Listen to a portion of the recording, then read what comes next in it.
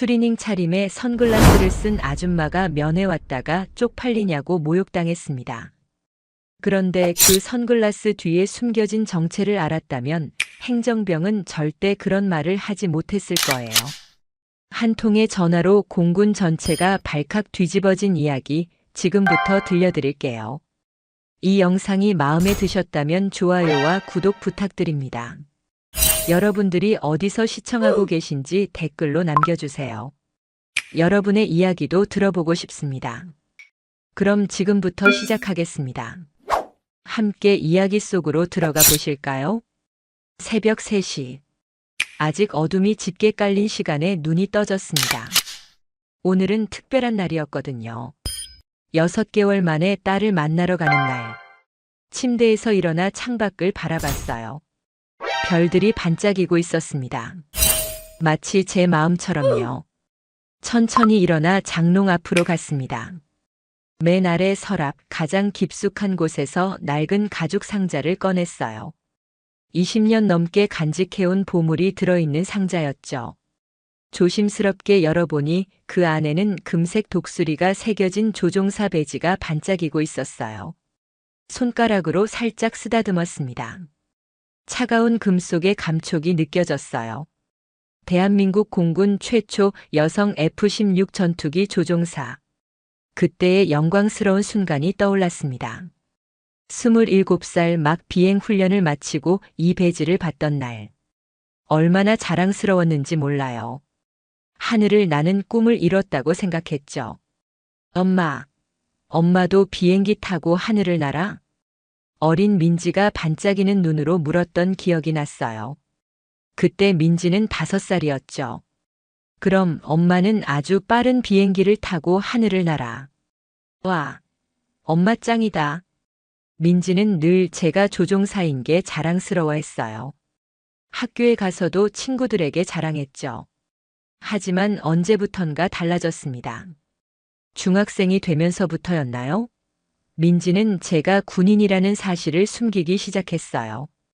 친구들이 너희 엄마 무서울 것 같아라고 말했대요. 고등학생이 되자 아예 학교 행사에도 오지 말라고 했죠. 그리고 지금 민지도 군인이 되었습니다. 공군에 입대한 지 6개월.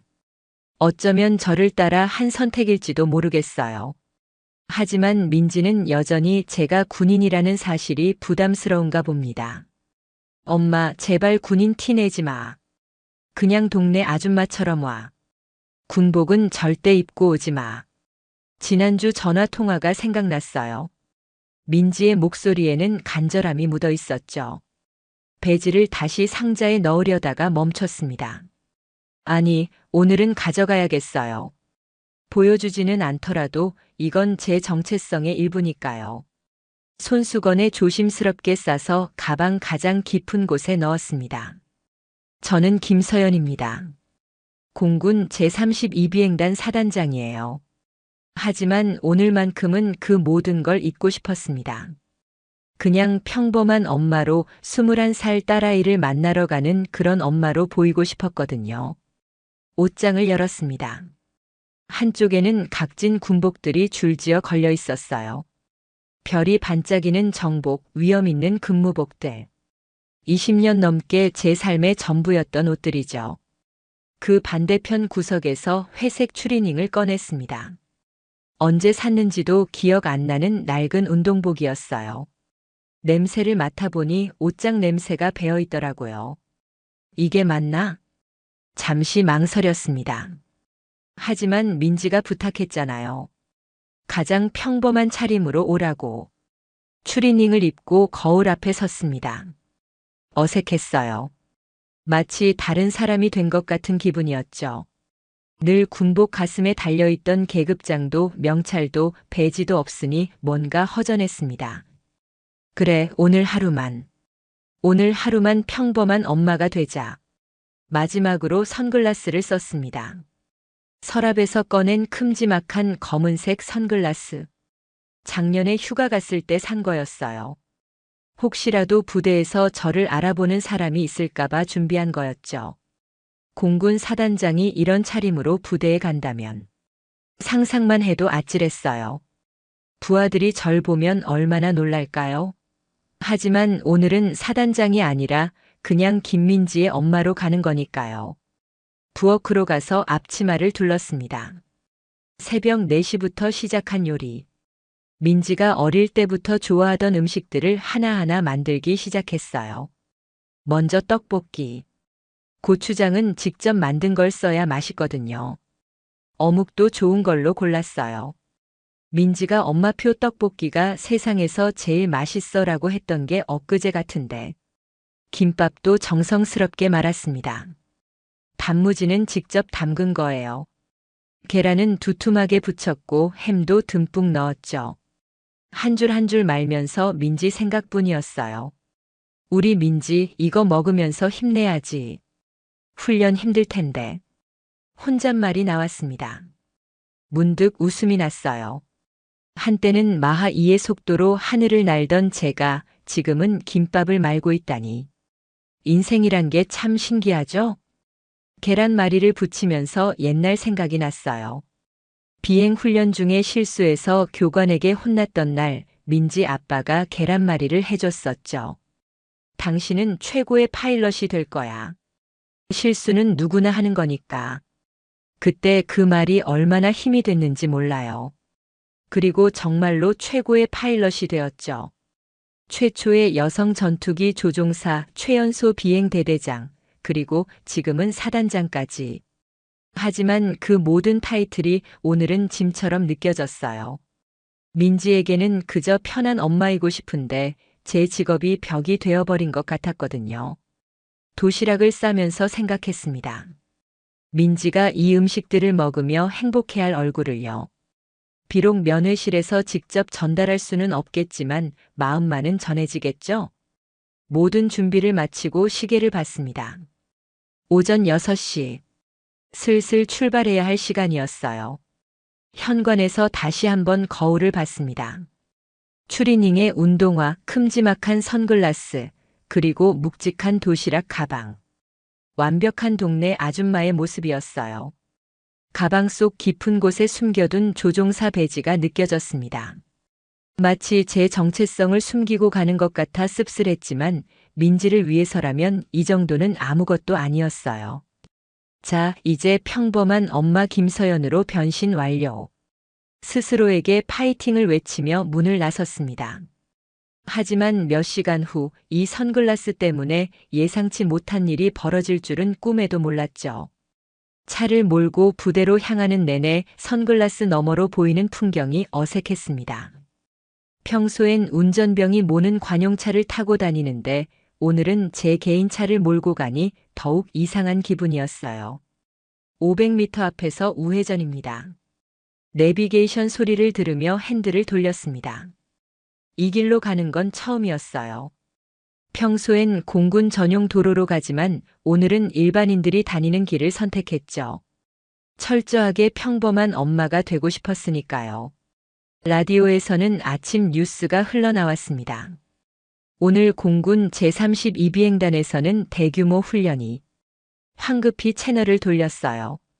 제 부대 이야기는 듣고 싶지 않았습니다. 오늘만큼은 사단장 김서연이 아니라 그냥 민지 엄마이고 싶었으니까요.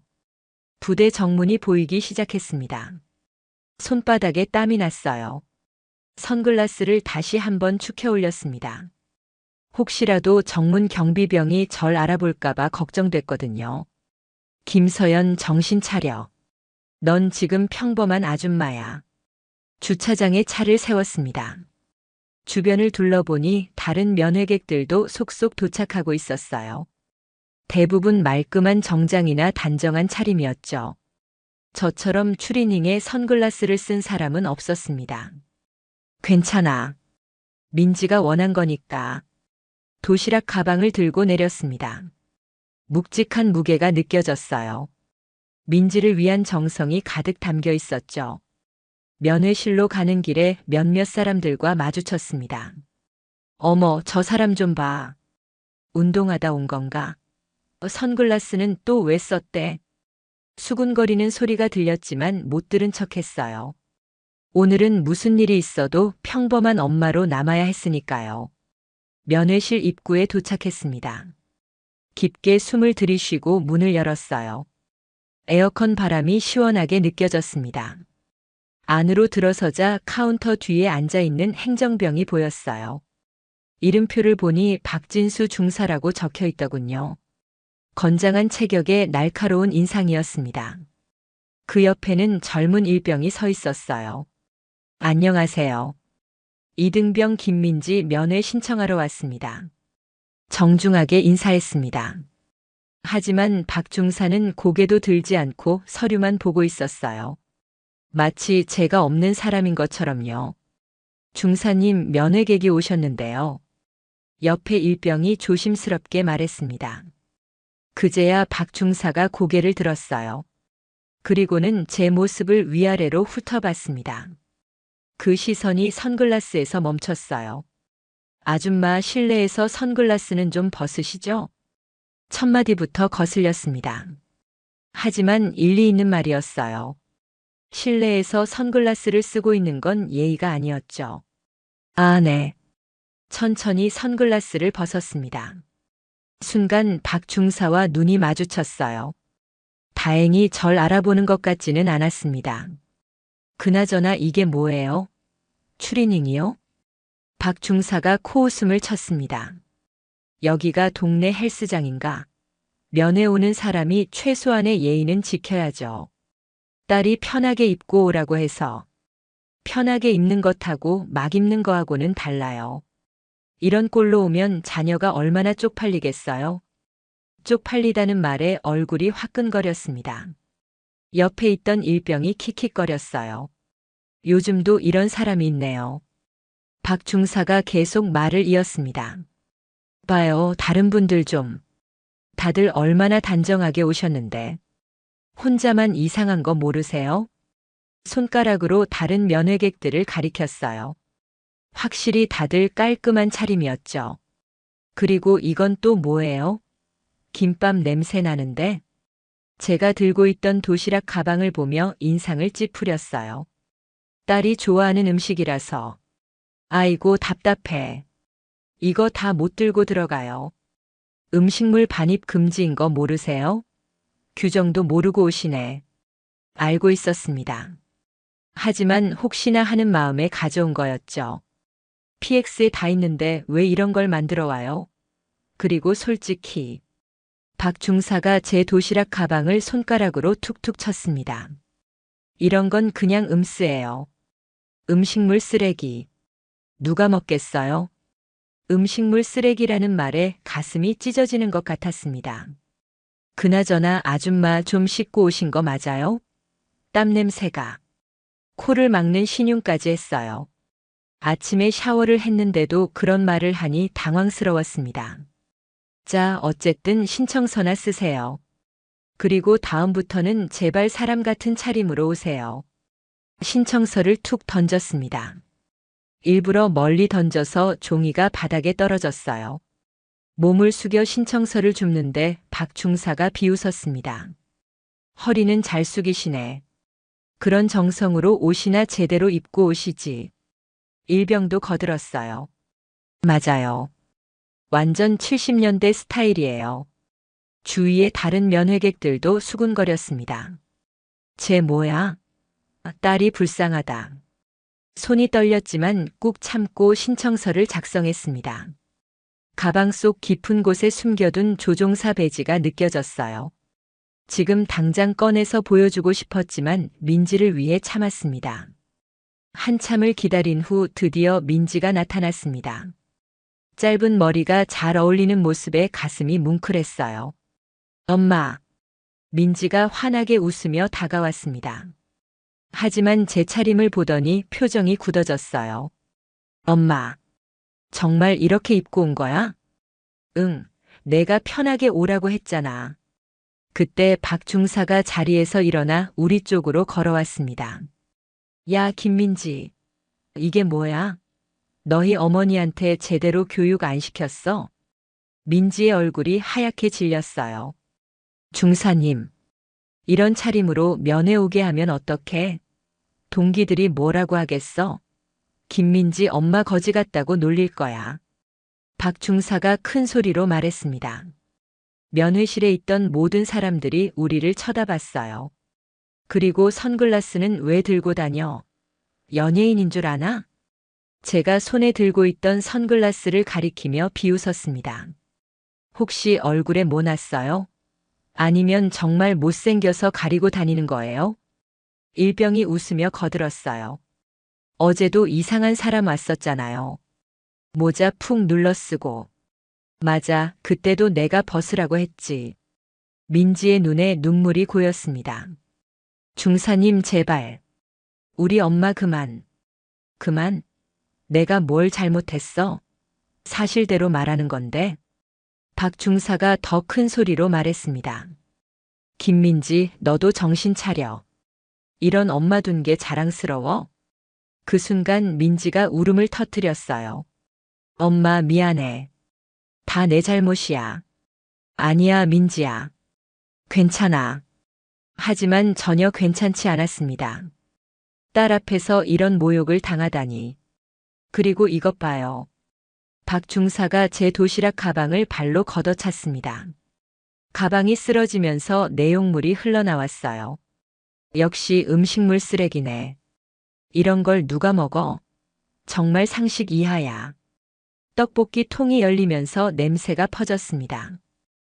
냄새 좀 봐. 면회실에 무슨 분식집 차렸어? 일병이 코를 막으며 과장되게 인상을 썼어요. 더는 참을 수 없었습니다. 하지만 여기서 제 정체를 밝히면 민지가 남은 군 생활 동안 힘들어할 게 뻔했어요. 민지야, 엄마가 다시 올게. 엄마 가지 마. 6개월 만에 왔는데. 민지가 제 팔을 붙잡았어요. 괜찮아. 다음엔 제대로 하고 올게. 일어서려는데 박 중사가 마지막 일격을 날렸습니다. 그래요, 가세요. 다음엔 제발 사람답게 입고 오세요. 아, 그리고 잠시 멈추더니 비웃으며 말했어요. 선글라스는 집에 놔두고 오세요.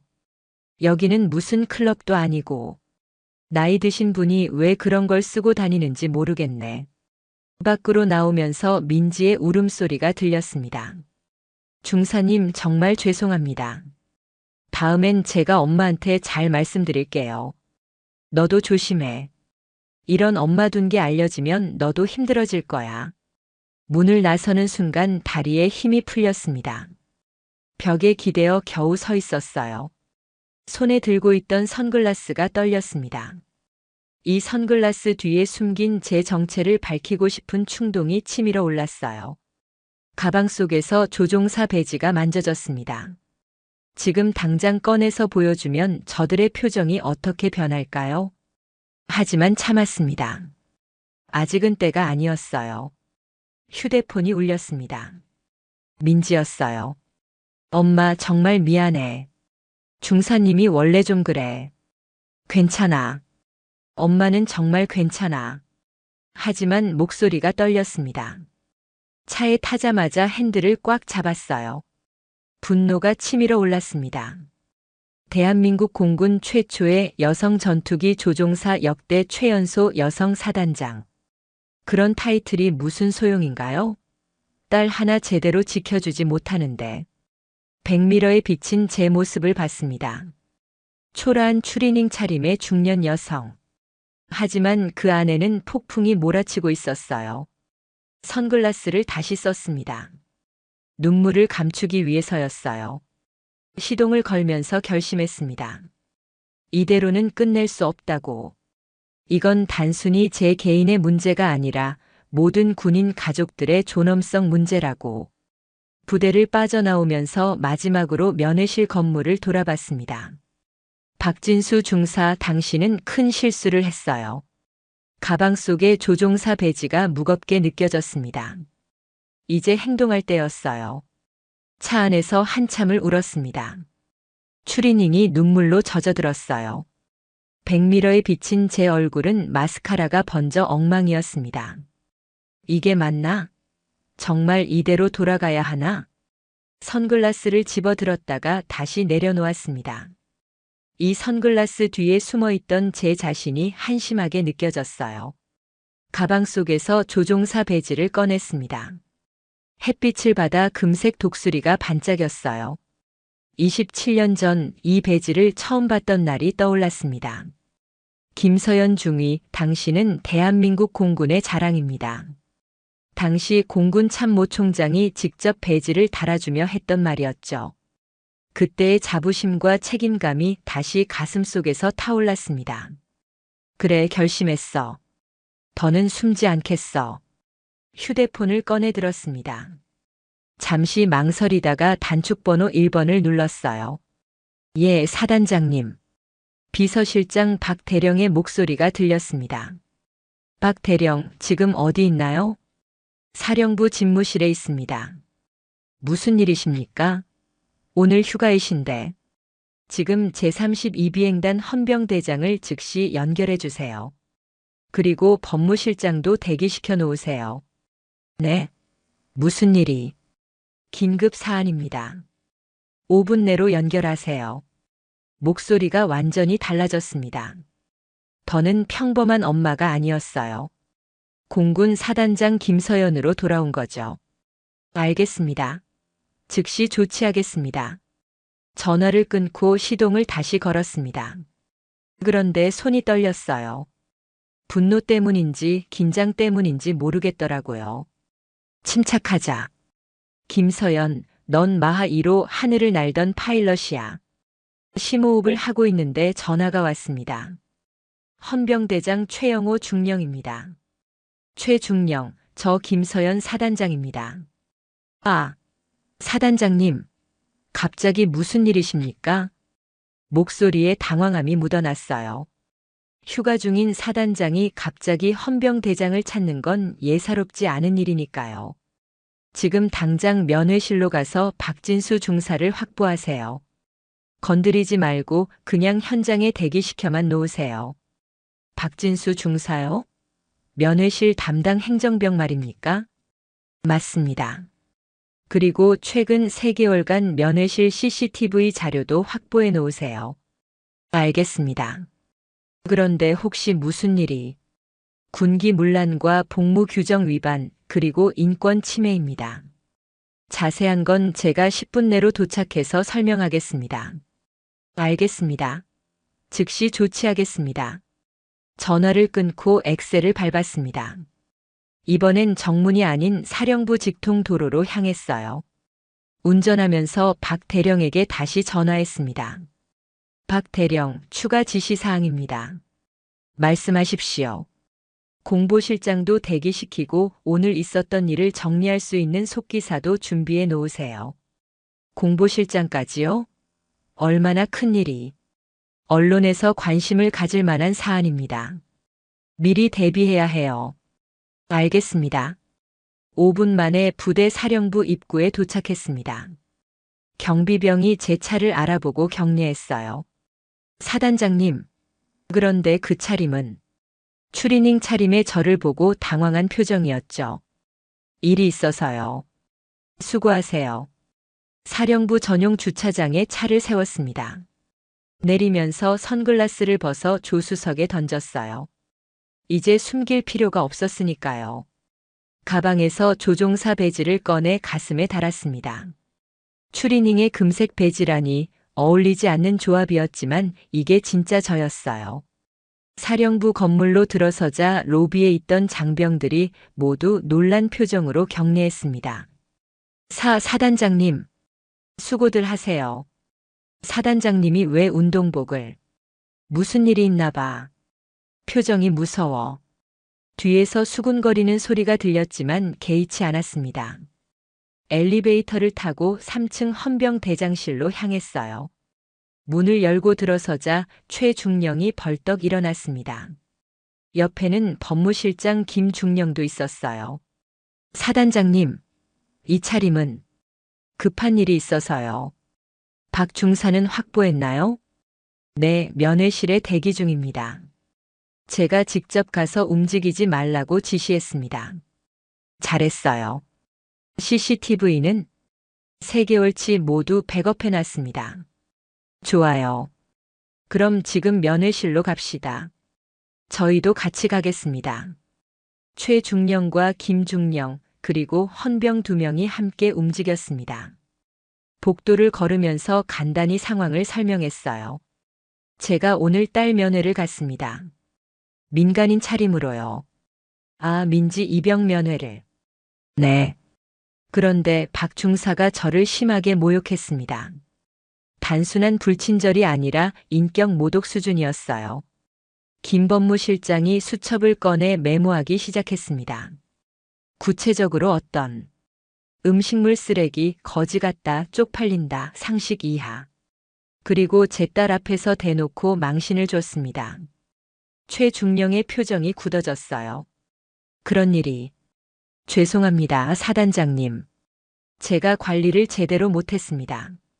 최중령 잘못이 아니에요. 시스템의 문제입니다. 그래서 오늘 이 기회에 확실히 바로잡으려고요. 면회실 앞에 도착했습니다. 심호흡을 했어요. 여기서부터는 제가 주도하겠습니다. 개입하지 마시고 지켜봐 주세요. 알겠습니다. 문을 열고 들어섰습니다. 면회실 안은 여전히 붐볐어요. 오후 면회 시간이었거든요. 박진수 중사는 카운터에 앉아 있었습니다. 또 다른 면회객에게 잔소리를 하고 있었죠. 아니, 복장 규정도 모르고 오시면 어떡합니까? 슬리퍼는 안 된다니까요. 중년의 아버지로 보이는 분이 풀 죽은 표정으로 서 있었어요. 죄송합니다. 급하게 오느라. 급하다고 다 되는 게 아니에요. 돌아가세요. 오늘은 면회 안 됩니다. 그때 제가 들어선 걸 봤습니다. 처음엔 아까 그 아줌마가 왜 또 왔나 하는 표정이었어요. 아니, 아줌마. 아까 가라고 했잖아요. 왜 또? 말하다가 제 가슴에 조종사 배지를 받습니다. 그리고 제 뒤에 헌병대장과 법무실장을 보더니 표정이 굳어졌어요. 박진수 중사. 차갑게 이름을 불렀습니다. 목소리가 면회실 전체에 울려 퍼졌어요. 네. 일어서려다가 주저앉았습니다. 다리에 힘이 풀린 것 같았어요. 저는 공군 제32비행단장 김서연 준장입니다. 조종사 배지가 형광등 불빛에 반짝였습니다. 면회실이 순간 조용해졌어요. 모든 사람들의 시선이 저에게 집중됐죠. 그리고 아까 당신이 거지 같다고 했던 김민지 이병의 어머니이기도 합니다. 박 중사의 얼굴이 하얗게 질렸습니다. 입이 벌어졌지만 소리는 나오지 않았어요. 사단장님. 옆에 있던 일병도 벌벌 떨기 시작했습니다. 기억나시죠? 제가 입은 추리닝을 보고 뭐라고 하셨더라? 아, 맞다. 집에서 막 나온 거지라고 하셨죠? 한 걸음씩 다가갔습니다. 카운터를 사이에 두고 박 중사와 마주 섰어요. 그리고 제가 정성껏 만든 음식을 뭐라고 하셨죠? 음식물 쓰레기. 정말 몰랐습니다. 또 뭐라고 하셨더라? 아, 맞아. 선글라스를 쓴 걸 보고 못생겨서 얼굴을 가리는 거냐고 하셨죠? 클럽 다니는 줄 아냐고도 하셨고. 면회실에 있던 다른 가족들이 수군거리기 시작했어요. 저 중사 맞아.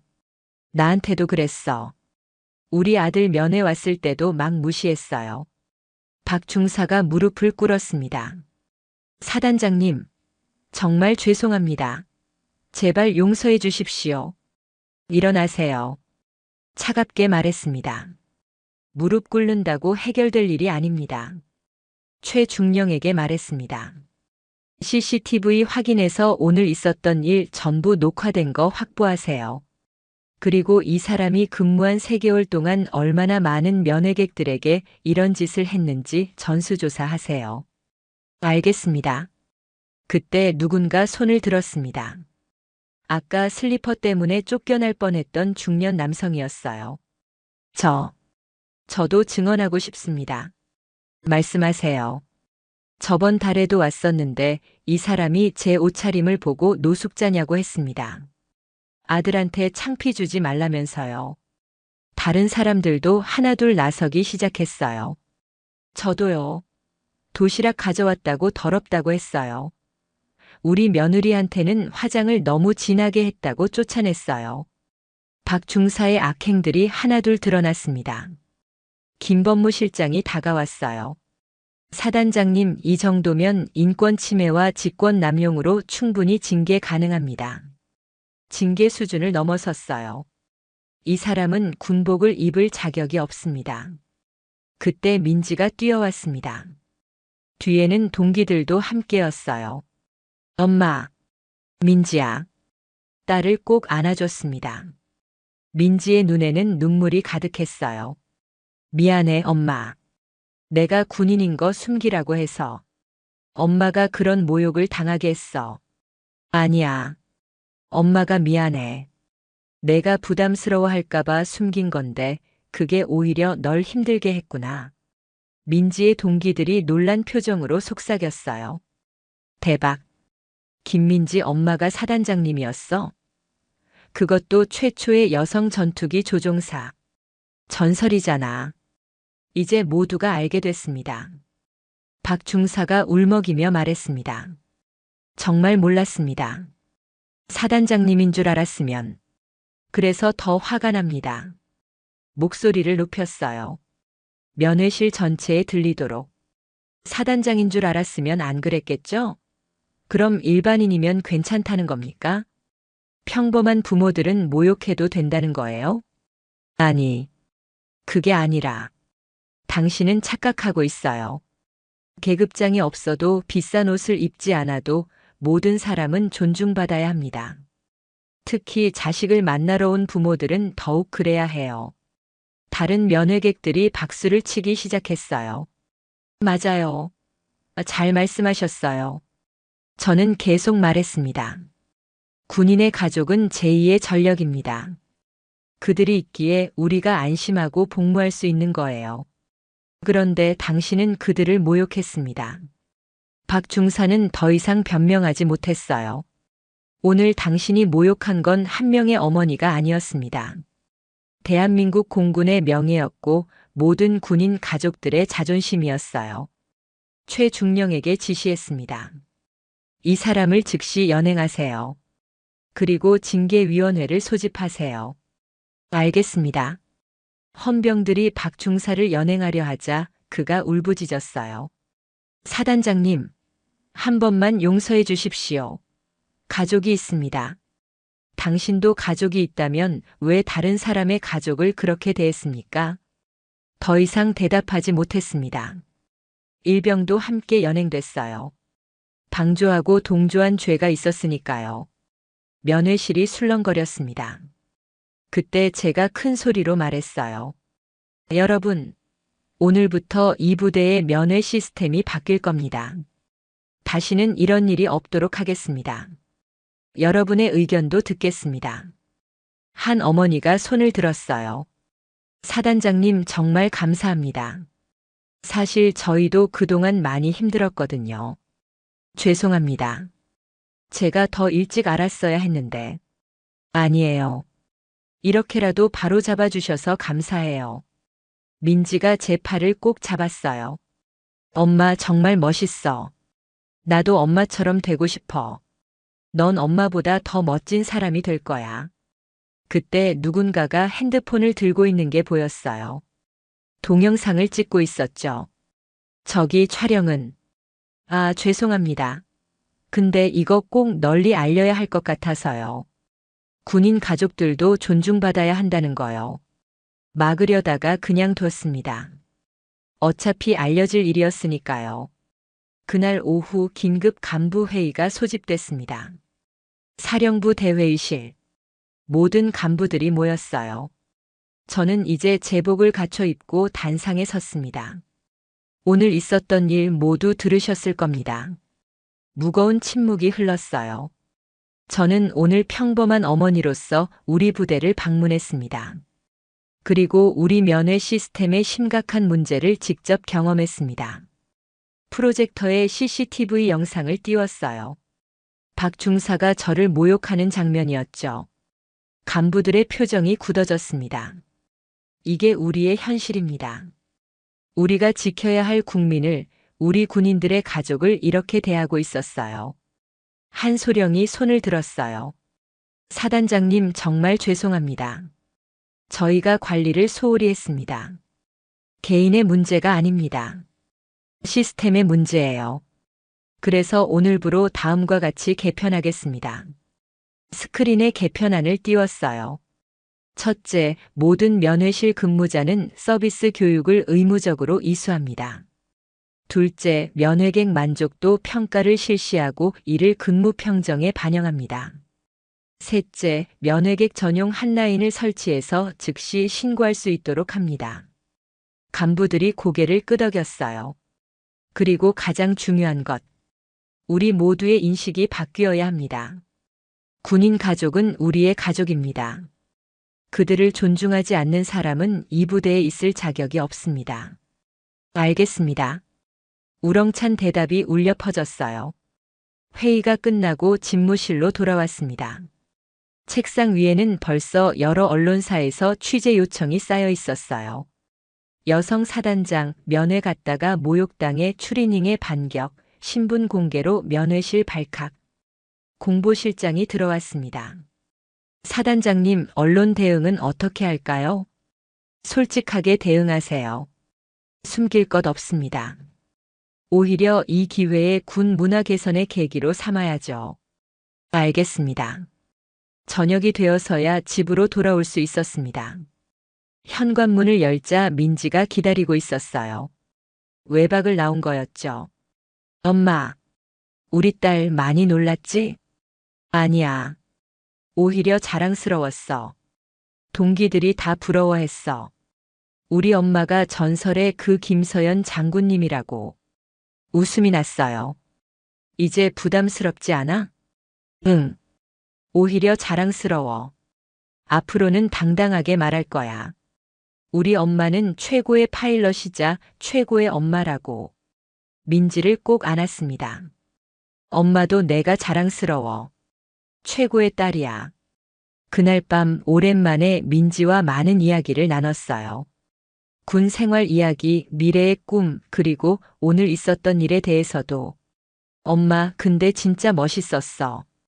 특히 조종사 배지 보여줬을 때. 박중사 표정 봤어? 완전 넋이 나갔더라. 그래도 좀 미안하더라. 너한테 부담을 줄까봐. 아니야. 이제 알았어. 엄마가 누구인지 숨기는 게 아니라 자랑스러워해야 한다는 걸. 민지가 제 손을 꼭 잡았어요. 나도 엄마처럼 될 거야. 당당하고 멋진 군인이 될 거야. 눈물이 났습니다. 기쁜 눈물이었어요. 다음 날 아침 일찍 출근했습니다. 오늘은 제복을 완벽하게 갖춰 입었어요. 가슴에는 여전히 조종사 배지가 빛나고 있었죠. 집무실에 도착하자 비서가 보고했습니다. 사단장님, 공군본부에서 연락 왔습니다. 참모총장님께서 직접 통화하고 싶어 하신대요. 연결하세요. 곧 전화가 연결됐습니다. 김 장군, 어제 일 들었네. 고생했어. 참모총장의 따뜻한 목소리가 들렸어요. 아닙니다, 총장님. 자네 덕분에 큰 문제가 수면 위로 드러났어. 전 부대의 지시에서 면회 시스템을 개선하도록 하겠네. 감사합니다. 그리고 김 장군. 네, 총장님. 자네는 정말 대한민국 공군의 자랑일세. 파일럿으로서도 지휘관으로서도 그리고 한 사람의 어머니로서도 말이야. 전화를 끊고 나니 가슴이 뭉클했습니다. 그날 오후 다시 면회실을 방문했어요. 이번엔 제복을 입고요. 면회실 분위기가 완전히 달라져 있었습니다. 임시로 파견된 새로운 담당자들이 친절하게 면회객들을 맞이하고 있었어요. 어서 오세요. 누구 면회 오셨어요? 아, 네. 아들 보러 왔는데요. 성함이 어떻게 되세요? 제가 바로 연락드릴게요.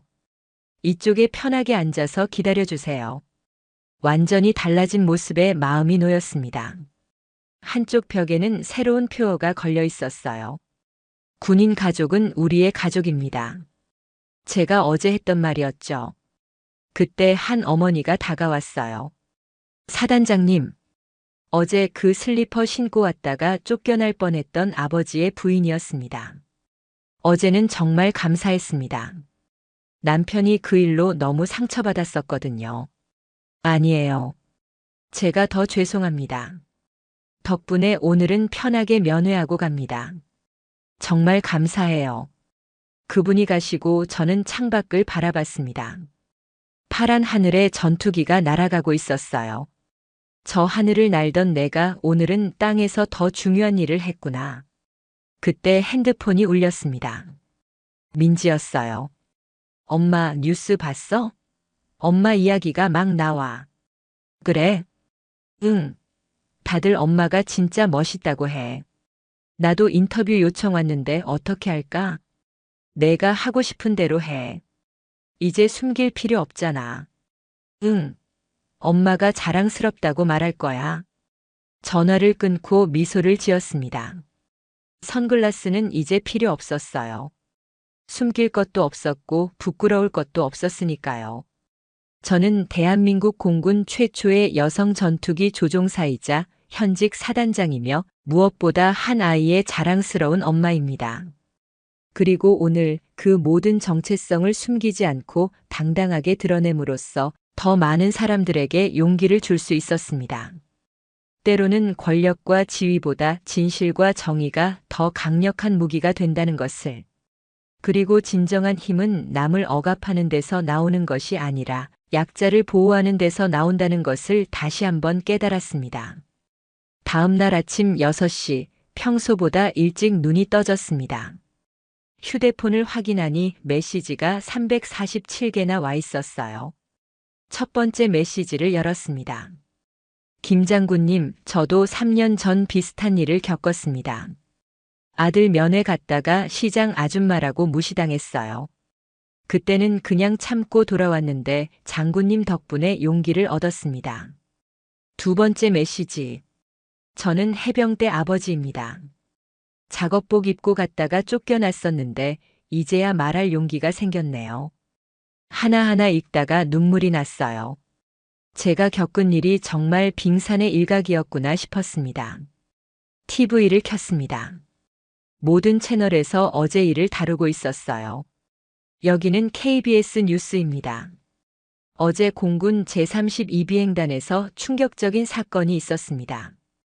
면회를 간 한 어머니가 모욕을 당했는데 알고 보니 그 어머니는 대한민국 공군 최초의 여성 전투기 조종사 출신 김서연 사단장이었습니다.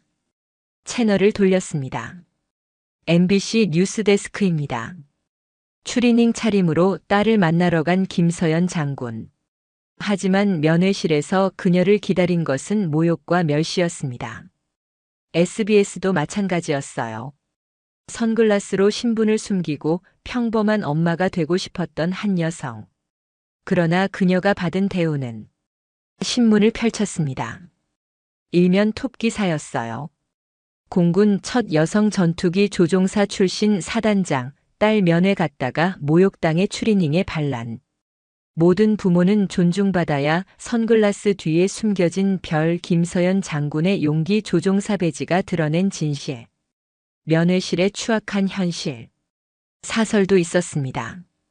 김서연 장군의 용기가 우리 사회에 던진 메시지는 분명하다.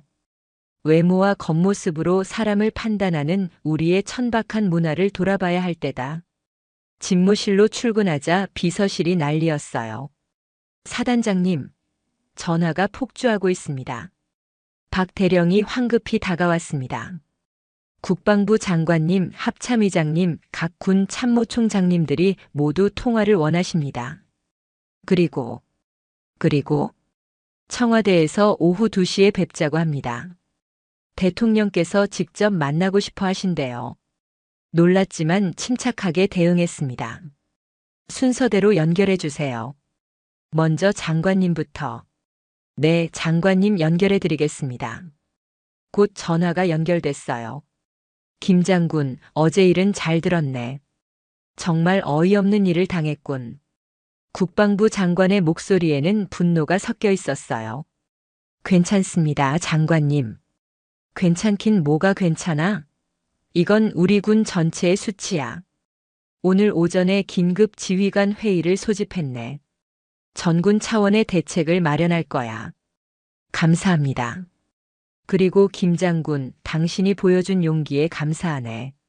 높은 사람이 직접 나서서 문제를 제기해야 바뀌는 법이지. 합참의장과의 통화도 비슷했습니다. 김 장군, 덕분에 숨겨져 있던 문제가 드러났어요. 전군 감찰을 지시했습니다. 육군 참모총장도 전화했어요. 우리 육군도 똑같은 문제가 있을 겁니다. 전면 조사하겠습니다. 해군 참모총장, 해병 대사령관까지 모두 비슷한 반응이었어요. 오전 9시 우리 부대 대강당에 전 장병이 모였습니다. 긴급 정신교육 시간이었죠. 단상에 선 저는 추리닝이 아닌 정복을 입고 있었습니다. 가슴에는 여전히 조종사 배지가 빛나고 있었죠. 여러분, 어제 제가 겪은 일을 모두 들었을 겁니다. 1000명이 넘는 장병들이 숨죽이고 들었어요. 저는 여러분에게 묻고 싶습니다. 군인은 누구를 위해 존재합니까? 국민을 위해 존재합니다. 우렁찬 대답이 돌아왔어요. 맞습니다. 그런데 우리가 지켜야 할 국민을, 우리 가족을 모욕한다면 그게 군인입니까? 강당이 조용해졌어요. 여러분의 부모님이, 형제자매가, 연인이 여러분을 만나러 올 때 그들이 어떤 옷을 입었든 그게 중요합니까? 아닙니다. 그들이 여러분을 보러 온 그 마음이 중요한 거 아닙니까? 그렇습니다. 한 병사가 손을 들었어요. 사단장님, 저도 사실 부모님이 오실 때마다 걱정됐습니다. 우리 아버지가 공사장에서 일하시는데 작업복 입고 오시면 혹시 무시당할까봐. 다른 병사도 손을 들었습니다. 저희 어머니는 시장에서 야채 장사를 하세요. 한 번은 앞치마 차림으로 오셨다가 면회실에서 쫓겨나셨어요. 여기저기서 비슷한 이야기가 나왔어요. 오늘부터 달라집니다. 우리 부대를 시작으로 전군이 바뀔 겁니다. 여러분도 동참해 주십시오. 알겠습니다. 교육이 끝나고 정문으로 가는 길에 한 이등병이 다가왔어요. 사단장님, 정말 감사합니다. 이제 부모님께 편하게 오시라고 말씀드릴 수 있을 것 같아요. 가슴이 뭉클했습니다. 오전 11시 전국에서 제보가 쏟아지기 시작했어요. 공보실장이 보고했습니다. 사단장님, 각 언론사 온라인 게시판이 폭주하고 있습니다. 비슷한 경험을 한 사람들의 제보가 수천 건이 넘어요. 몇 가지를 읽어봤습니다. 해군 부사관 어머니입니다. 아들 면회 갔다가 이런 남루한 차림으로 오면 아들이 부끄러워한다는 말을 들었습니다. 육군 일병 아버지입니다. 장애가 있어 휠체어를 타고 갔는데 복잡하게 왜 오냐는 소리를 들었습니다. 공군 병장 여자친구입니다. 화장이 진하다고 술집 여자 같다는 모욕을 당했습니다. 읽을수록 화가 났지만 동시에 이제야 문제가 수면 위로 드러났다는 안도감도 들었어요. 점심시간 부대 식당에서 밥을 먹고 있는데 민지가 전화했어요. 엄마, 지금 우리 생활관 난리야. 왜? 무슨 일이야? 다들 엄마 이야기하고 있어. 특히 여군들은 정말 감동받았대. 우리도 엄마처럼 당당한 군인이 되고 싶다고. 과장하지 마. 진짜야. 그리고 엄마 알아? 박진수 중사 일병으로 강등됐대. 벌써? 응. 그리고 영창 30일에 전역 조치된대. 완전 파면이야. 오후 2시 청와대 회의실. 대통령을 비롯해 국무총리, 국방부 장관, 여성가족부 장관 등이 모여 있었어요. 대통령이 먼저 말문을 열었습니다. 김 장군, 먼저 당신이 겪은 일에 대해 송구스럽게 생각합니다. 아닙니다, 대통령님. 어제 뉴스를 보고 밤새 잠을 못 잤어요. 우리 사회가 아직도 이런 수준이라니. 국무총리가 거들었습니다. 이건 단순히 군의 문제가 아닙니다. 우리 사회 전체의 문제예요. 여성가족부 장관도 말했어요. 외모지상주의 직업차별, 성차별이 복합적으로 작용한 사건입니다. 대통령이 결론을 내렸습니다. 오늘부로 존중과 배려 캠페인을 국가적으로 시작하겠습니다. 군대를 시작으로 전 사회로 확산시키죠. 그리고 김 장군. 네, 대통령님. 당신을 캠페인 홍보대사로 임명하고 싶은데 어떻습니까? 잠시 고민했지만 수락했습니다. 국가와 국민을 위해서라면 기꺼이 하겠습니다. 회의가 끝나고 청와대를 나서는데 취재진이 기다리고 있었어요. 김 장군님, 한 말씀만 해주세요. 국민 여러분께 드리고 싶은 말씀이 있으신가요? 마이크 앞에 섰습니다. 저는 어제 한 사람의 평범한 어머니였습니다. 그리고 모욕을 당했죠. 하지만 이건 저만의 문제가 아닙니다. 카메라 플래시가 터졌어요. 우리 모두는 누군가의 가족입니다. 그리고 모든 사람은 있는 그대로 존중받을 자격이 있습니다. 옷차림이나 외모로 사람을 판단하지 맙시다. 마지막으로 하실 말씀은 박진수 중사를 너무 미워하지 말아주세요. 그도 우리 사회가 만든 피해자일 수 있습니다. 중요한 건 앞으로 다시는 이런 일이 없도록 하는 거예요. 그날 저녁 뉴스는 온통 이 이야기로 도배됐어요. 김서연 장군 모든 사람은 존중받을 자격 있어 대통령 국가적 존중 캠페인 선언 박진수 중사 파면. 군 기강 확립 신호탄. 집에 돌아오니 민지가 기다리고 있었어요. 특별 외박을 받았다고 하더군요. 엄마 정말 자랑스러워. 갑자기? 오늘 우리 중대장님이 특별 정신교육 하셨어.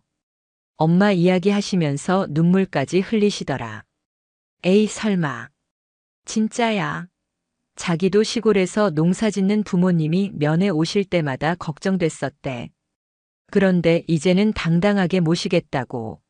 민지가 제 손을 잡았어요. 엄마 미안해. 내가 군인인 거 숨기라고 해서. 아니야. 엄마가 미안해. 내 마음을 헤아리지 못했어. 이제는 달라. 오히려 자랑하고 싶어. 우리 엄마가 김서연 장군이라고.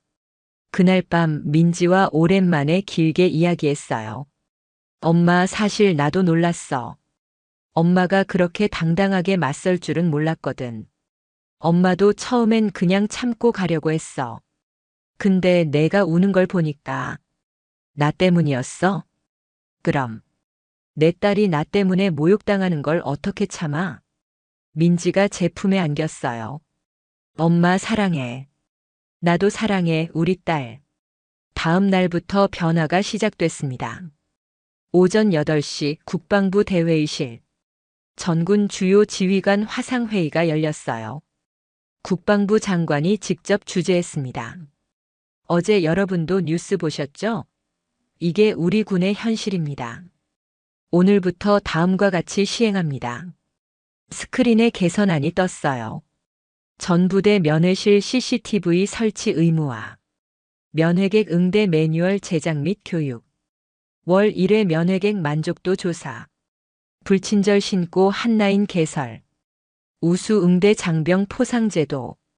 이해 있으신 분? 아무도 이의를 제기하지 않았어요. 그리고 한 가지 더. 앞으로 면회객에 대한 복장 제한을 전면 폐지합니다. 슬리퍼든 작업복이든 상관없습니다. 육군 군단장 한 명이 손을 들었어요. 하지만 최소한의 품위는 옷이 아니라 마음에서 나오는 겁니다. 가족을 만나러 오는 그 마음이 품위 아닙니까? 더 이상 반대가 없었어요. 오후 3시 우리 부대 면회실 개선 공사가 시작됐습니다. 사단장님 예산이 좀 부족한데 제 특별활동비에서 충당하세요. 가족들을 위한 일인데 돈이 문제겠습니까? 일주일 만에 면회실이 완전히 바뀌었어요. 카페처럼 아늑한 인테리어. 편안한 소파와 테이블. 어린이 놀이공간. 수유실과 기저귀 교환대. 휠체어 접근 가능한 시설. 무료 음료 제공. 재개장 첫날 직접 가봤습니다. 한 할머니가 지팡이를 짚고 오시는 걸 봤어요. 새로 배치된 면회 도우미가 뛰어나갔습니다. 할머니, 제가 모셔다 드릴게요. 아이고 고마워. 우리 손자 보러 왔는데. 그럼요. 편하게 앉아 계세요. 제가 불러드릴게요. 완전히 달라진 모습에 가슴이 뿌듯했어요. 그때 한 아버지가 작업복 차림으로 들어왔습니다. 망설이는 기색이 역력했죠. 저, 이런 차림으로 들어가도 되나요? 면회 도우미가 환하게 웃었어요. 당연하죠. 아드님이 아버님 얼굴 보는 게 중요하지, 옷이 뭐가 중요해요? 어서 들어오세요. 그 아버지의 표정이 밝아지는 걸 보며 미소가 지어졌어요. 2주 후 전국적인 변화가 나타나기 시작했습니다. 육군 영사단 면회실. 어머님 정성껏 만드신 음식이네요. 비록 반입은 안 되지만 그 마음만으로도 아드님이 행복해 하실 거예요. 해군 연기지. 비 오는데 고생하셨어요. 우산 여기 두시고 따뜻한 차 한잔 하세요. 해병대 영사단. 할아버지 계단 불편하시죠? 엘리베이터 이쪽에 있어요. 공군 영비행단. 아이 동반이시네요. 여기 키즈존이 있으니 편하게 이용하세요. 언론에서도 변화를 주목했어요. 군 면회실의 변신. 카페보다 친절해졌다. 작업복도 슬리퍼도 오케이. 달라진 군대 김서연 효과. 전군에 부는 존중 문화. 한 달 후 첫 번째 전국 면회객 만족도 조사 결과가 나왔습니다. 사단장님 결과가 놀랍습니다. 공보실장이 보고서를 들고 왔어요. 전체 만족도 87.3% 전월 대비 55%피 상승. 친절도 91.2%. 시설 만족도 82.4%. 재방문 의향 94.6%. 특히 차별받지 않았다는 응답이 96.8%나 됩니다. 대성공이었어요. 그런데 더 놀라운 일이 있었습니다. 그리고 사단장님 박진수 전 중사가 사과 편지를 보내왔습니다. 편지를 열어봤어요. 존경하는 김서연 장군님께. 저는 제가 얼마나 큰 잘못을 했는지 이제야 깨달았습니다. 장군님뿐만 아니라 그동안 제가 상처 준 모든 분들께 진심으로 사과드립니다. 파면 후 집에서 하루하루 제 자신을 돌아봤습니다. 왜 그런 사람이 됐을까? 왜 사람을 겉모습으로만 판단했을까? 부끄럽고 죄송합니다. 다시는 이런 사람이 되지 않겠습니다. 남은 인생은 봉사하며 살겠습니다. 그리고 장군님께서 보여주신 용서의 마음에 감사드립니다. 저를 미워하지 말아달라고 하신 그 말씀이 제게는 구원이었습니다. 죄송합니다. 그리고 감사합니다. 박진수 올림. 편지를 읽고 나니 마음이 복잡했어요. 민지에게 전화했습니다.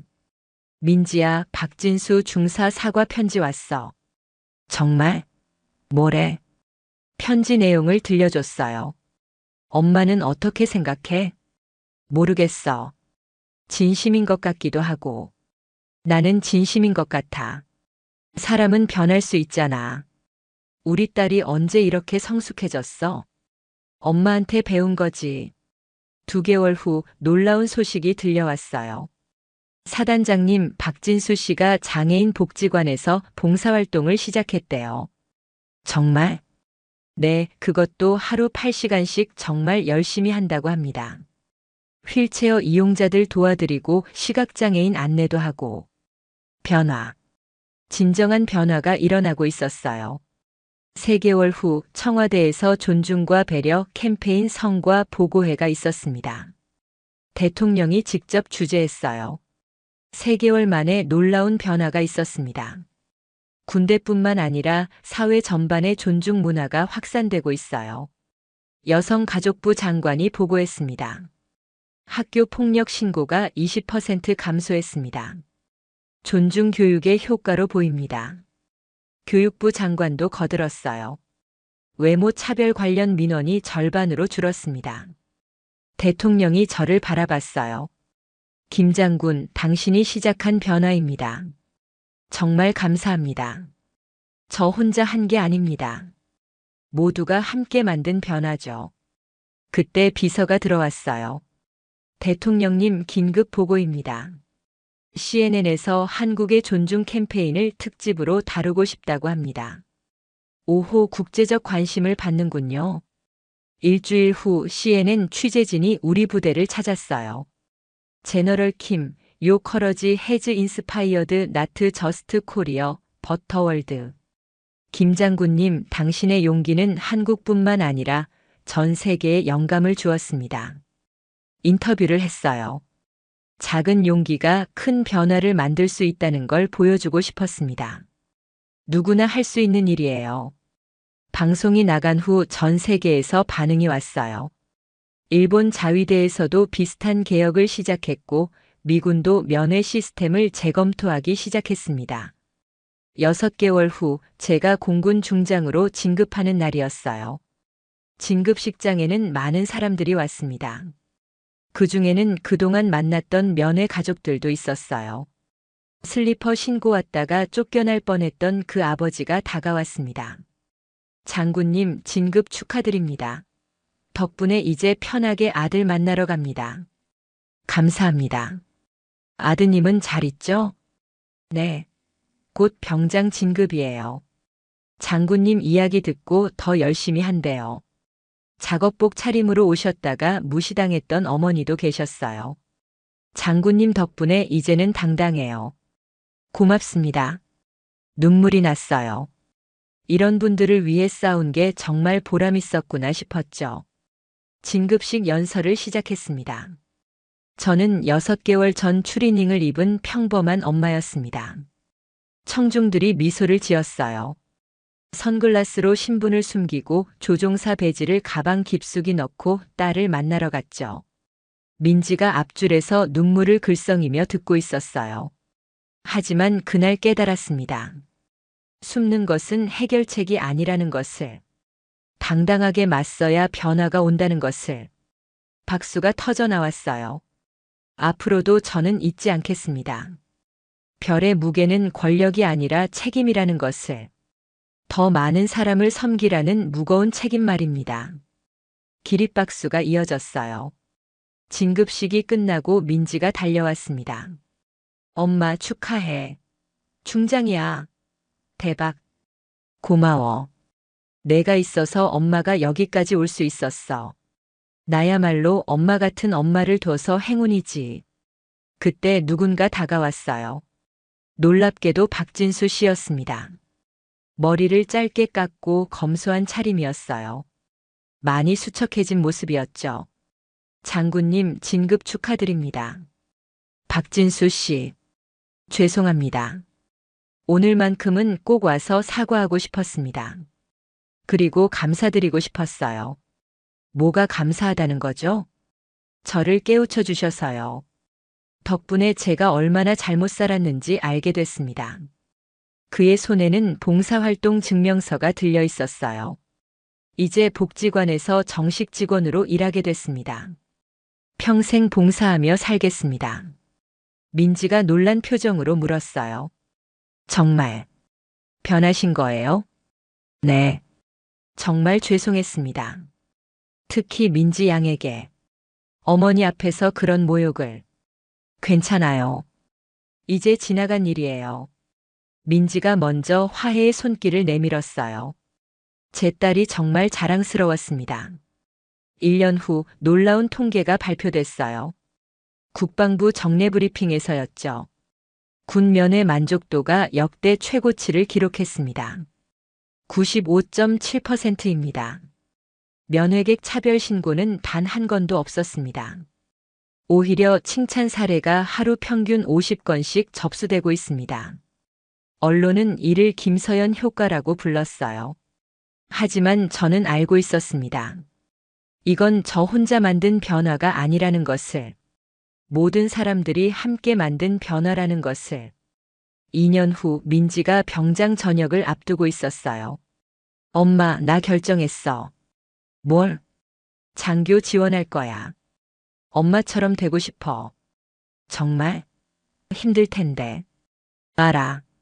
하지만 엄마가 보여줬잖아. 진정한 군인이 뭔지. 민지의 눈빛이 빛났어요. 사람을 먼저 생각하는 군인. 그런 군인이 되고 싶어. 그리고 엄마, 내가 장교되면 제일 먼저 할 일이 뭔지 알아? 뭔데? 면회실을 더 좋게 만들 거야. 모든 가족이 행복하게 만날 수 있는 곳으로. 정말 대견했어요. 3년 후 저는 대한민국 공군 최초의 여성 대장이 되었습니다. 취임식에서 말했어요. 3년 전 저는 추리닝을 입고 선글라스를 쓴 평범한 엄마였습니다. 청중 속에는 이제 소위가 된 민지도 있었어요. 그날의 작은 용기가 이 모든 변화를 만들었습니다. 여러분도 할 수 있습니다. 취임식이 끝나고 각종 축하 메시지가 쏟아졌어요. 그중 가장 마음에 와닿은 건 한일병 어머니의 편지였습니다. 김 대장님, 저는 오늘도 추리닝을 입고 아들을 만나고 왔습니다. 아무도 이상하게 보지 않았어요. 오히려 편하게 오셨네요 하고 반겨줬죠. 이 모든 게 대장님 덕분입니다. 평범한 엄마들을 대신해서 정말 감사합니다. 5년 후 퇴역을 앞둔 어느 날, 민지가 대위가 되어 찾아왔어요. 엄마, 보여줄 게 있어. 민지가 근무하는 부대의 면회실이었어요. 들어서자 놀랐습니다. 입구에 커다란 동판이 있었거든요. 모든 군인 가족은 존중받아야 합니다. 김서연 대장. 민지야, 이게 엄마가 만든 변화를 영원히 기억하려고요. 후배들도 알아야 하잖아. 면회실 안은 정말 놀라웠어요. 5성급 호텔 로비 같은 인테리어. 가족 단위 개별 면회실. 어린이 도서관과 놀이방. 노약자 전용 휴게실. 무료 식사 제공 하루 3끼. 심지어 미용실과 간단한 의료 서비스까지. 이게 군부대 면회실이야? 네. 전국 최고 시설이에요. 다른 나라에서도 벤치마킹하러 와요. 그때 한 할머니가 휠체어를 타고 들어오셨어요. 2명의 병사가 정중히 모시고 있었죠. 할머니, 손자분이 곧 나오실 거예요. 그동안 따뜻한 차라도 드시겠어요? 아이고, 고마워요. 여기는 올 때마다 너무 좋아. 할머니가 편안해 하시는 모습을 보니 가슴이 벅찼어요. 그때 민지가 작은 상자를 건넸어요. 엄마, 이거. 열어보니 금색 배지가 들어있었어요. 하지만 제 조종사 배지와는 달랐죠. 이게 뭐야? 새로 만든 가족 존중 배지예요. 면회실에서 특별히 친절했던 장병들에게 주는 거죠. 배지에는 2손이 맞잡은 모양이 새겨져 있었어요. 이 배지를 받으면 포상 휴가도 주고 진급 가점도 있어요. 정말 좋은 아이디어네. 엄마한테 배운 거야. 존중은 보상받아야 한다고. 10년 후 한 국제 컨퍼런스에 초청받았어요. 군 인권과 가족 존중이라는 주제였죠. 각국 대표들 앞에서 발표했습니다. 10년 전 저는 추리닝을 입은 한 명의 어머니였습니다. 통역을 통해 제 이야기가 전달됐어요. 선글라스로 신분을 숨기고 조종사 배지를 가방에 숨긴 채 딸을 만나러 갔죠. 청중들이 숨죽이고 들었어요. 하지만 그날의 모욕이 오히려 전화위복이 됐습니다. 한국군 전체가 변했고 이제는 세계가 우리를 배우러 옵니다. 발표가 끝나자 기립박수가 쏟아졌어요. 유엔 인권대사가 다가왔습니다. 김 장군님의 용기가 세계를 바꾸고 있습니다. 유엔에서도 김서연 프로토콜을 만들어 전 세계 군대에 적용하려고 합니다. 과찬이십니다.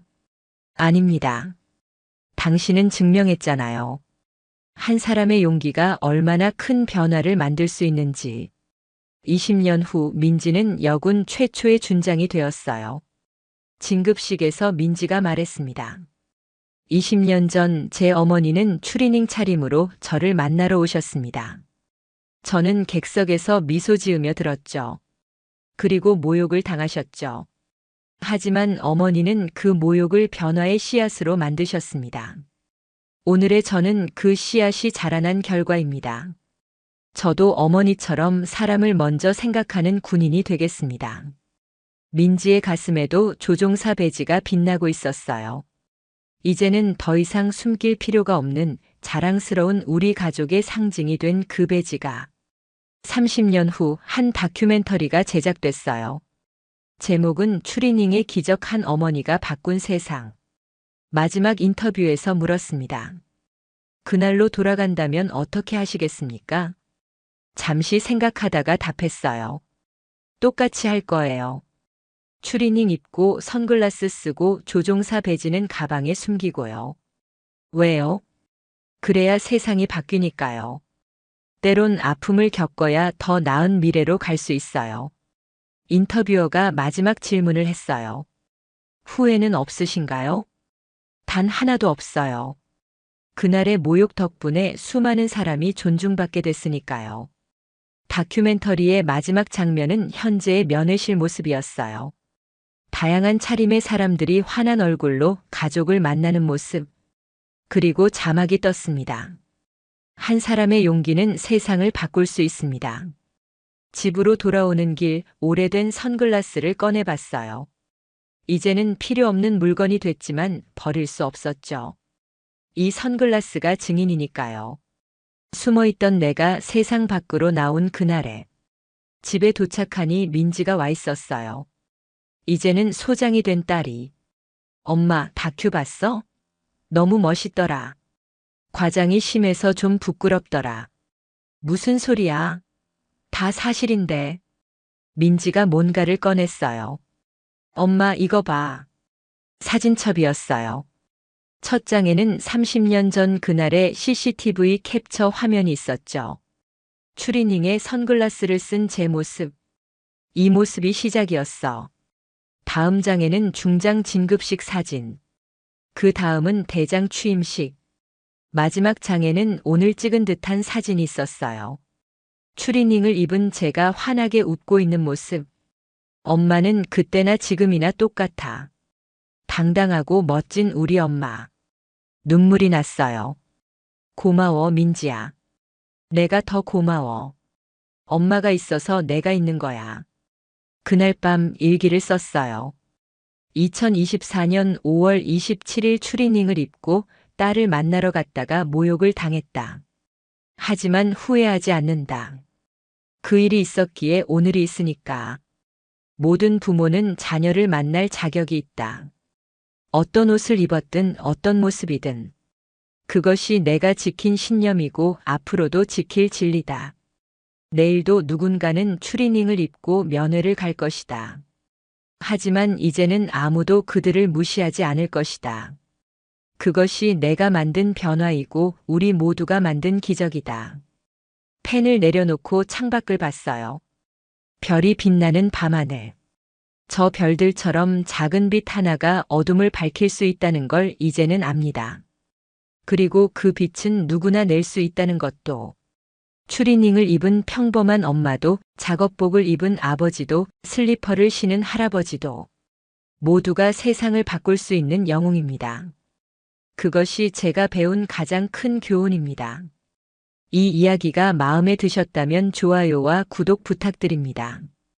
여러분도 부당한 대우를 받은 경험이 있다면 댓글로 들려주세요. 함께 나누고 함께 변화를 만들어 갑시다. 다음에도 더 좋은 이야기로 찾아뵙겠습니다. 감사합니다.